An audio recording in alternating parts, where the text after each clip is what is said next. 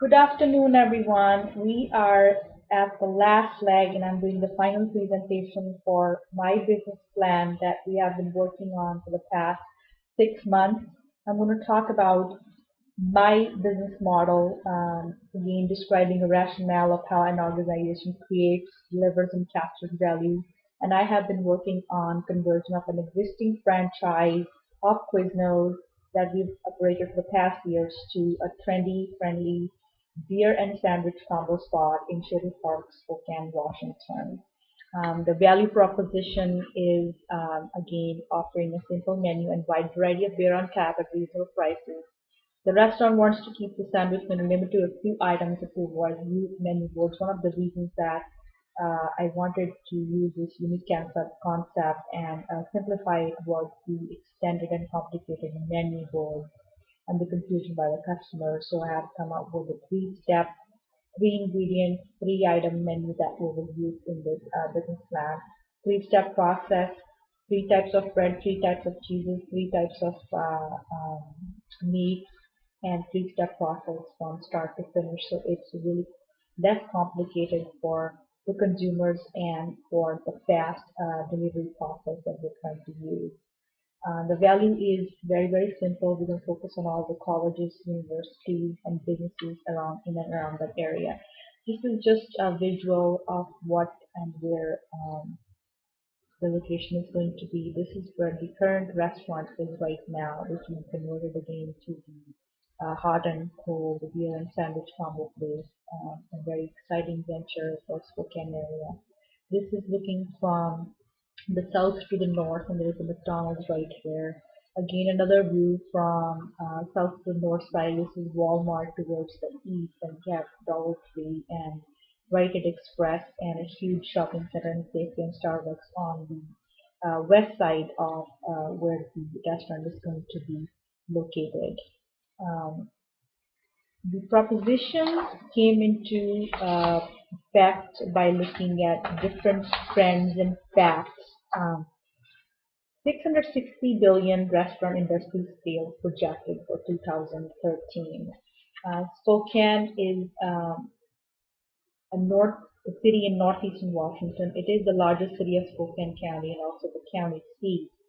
Spokane's economy has traditionally been based on natural resources like mining, timber, agriculture, but it's also known for its university like Gonzaga University, which is university, and great outdoors and great business opportunities for um, uh, different people. We did the analysis for the 9 building blocks, and customer segment analysis showed us that customer base is going to come from existing customers and adding few more from the surrounding areas. We can focus on the zip code of 99205.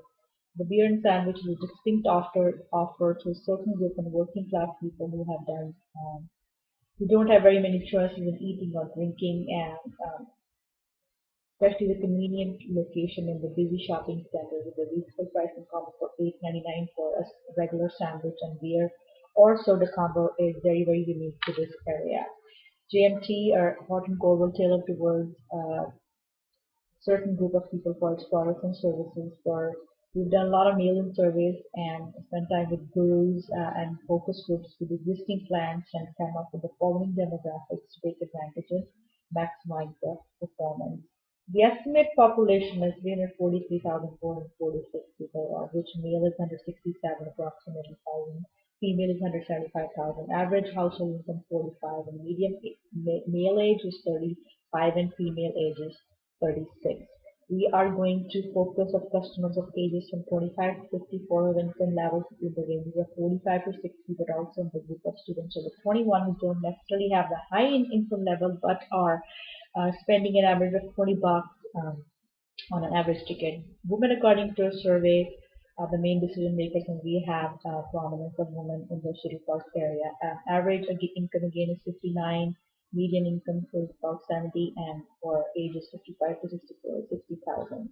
So we're trying to focus on that. There's also a large military facility about 20 minutes away, air fueling system which we cater to right now in Quiznos, and also there's a veterans hospital and a lot of small businesses around the area.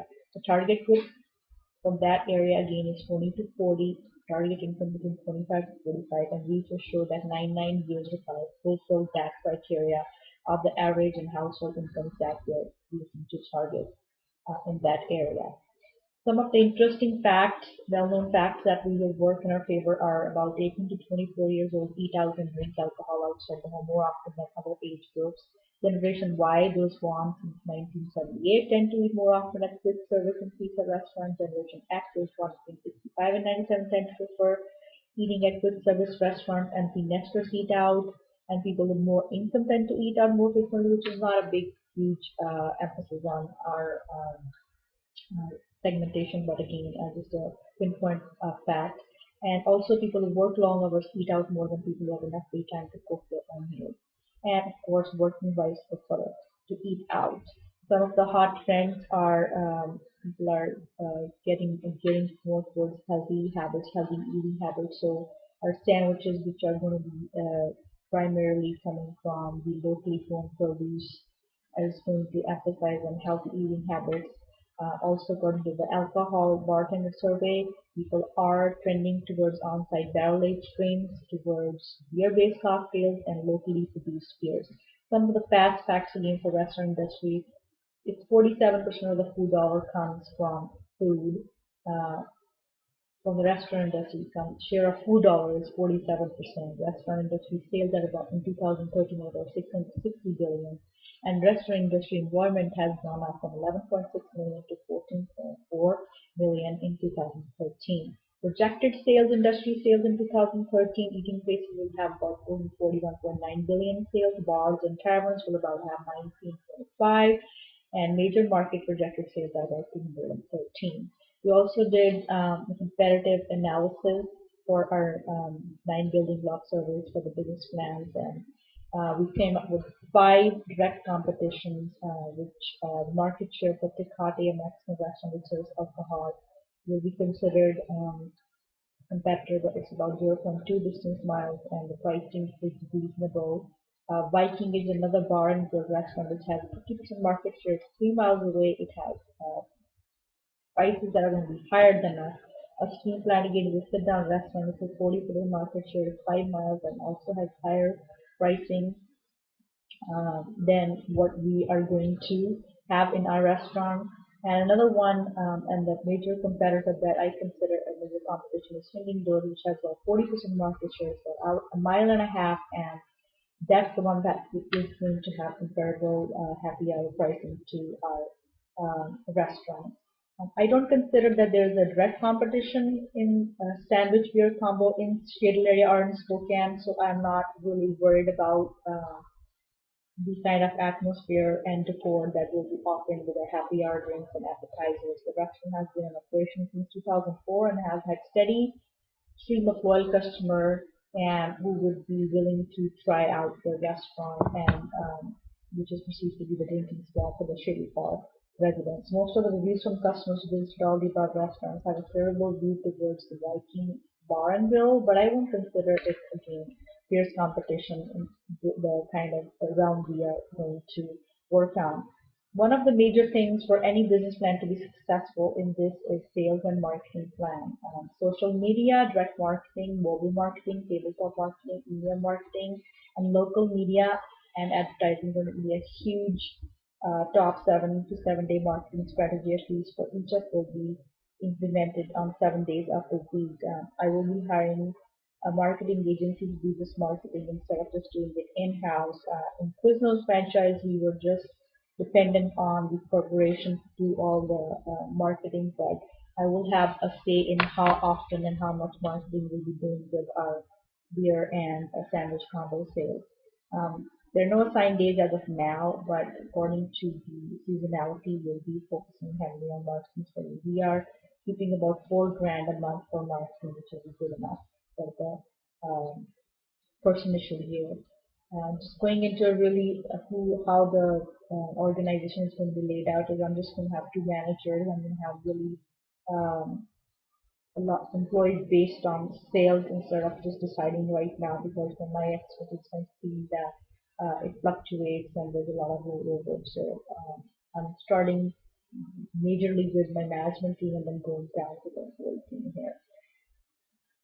Financial projections are in the slides for you to look at. Again, we're asking for $165,000 equity to start with. We have already talked about the economic and market trends. According to City of Spokane, active business license summaries, 75% of all retail transactions occur between 4 p.m. and 11 p.m. And on weekends, which is the target business account for the dinner, our small business account for 54% of GDP and provides 40.9% of private sales in the U.S. Small business contributes a higher percentage of sales back in the local economies. Hot and Cold will be donating 10% of it to the local charity that we have been involved with the past years as a franchise and will continue to do so. Charity name has been kept confidential for um, privacy purposes. Market perception, again, the analyzing shows that target market will support the business idea and consumer trends show that in 2011, consumer expenditure grew in all seven categories: food, housing, apparel and services, transportation, healthcare, entertainment, personal insurance, and pensions. Expenditure survey, consumer units, average annual expenditure increased from 48 million in 2010 to 49 million in 2011. The 3.3% rise followed by a 4.8% drop in 2008 to 2010. The rise in expenditure in 2011 was due in part to a rise in incomes from 2010 to 2011. The average 2011 income was just 122 higher than average income in 2008. Prices as measured by the average annual change in consumer price index for all urban consumers rose by 3.2% in 2011, just below the 3.3% increase in spending. In 2010, pricing increased by just 1.6%. Therefore, the timing of the new project and planning is current with the economy and trends. This spot will entice youngsters to bring their friends and family with innovative environment, fresh experiences. The marketing plan was resources and planned according to following top trends as discussed in our slides. A little bit about the output ratios. We are depending on the trend to strategic position, key employees and principals, and organizational chart for this plan to be successful. There's a definitive need to focus on the cost, and we're estimating 30% food cost, 8% alcohol cost, and about 20% in labor cost. Most of the margin is going to come from the beverages. The beverages is going to have the most margins. Percent of foods is going to be 35%, beverage cost is going to be 25%, sales is going to be 32%, and the marketing is going to be 3%. All these figures have been figured out from the past 8 years. The operational manual is going to describe each and every step of the process. Another key ingredient of operations is good insurance policy, which is going to be in effect. All the strategies for vendor suppliers have been in place for again past 8 years, and the strategy is to keep the prices low and competitive for consistent growth, which will come from years of expertise acquired by both distributing and convenience store business that JMT has been involved in for the past 12 years.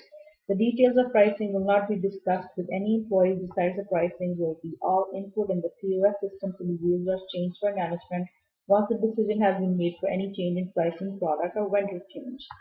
Um, Health inspections are a big part of operations, keeping the costs low in the food expenditure is the major drawback that I have seen in the past 8 years is that we have spent more on food and made less margins on food. That's why adding alcohol would have higher margins and lower costs, which will kind of balance it out. And the projections for the 3 years for the return on equity of 12% is a big reasoning of why this is going to be a successful project.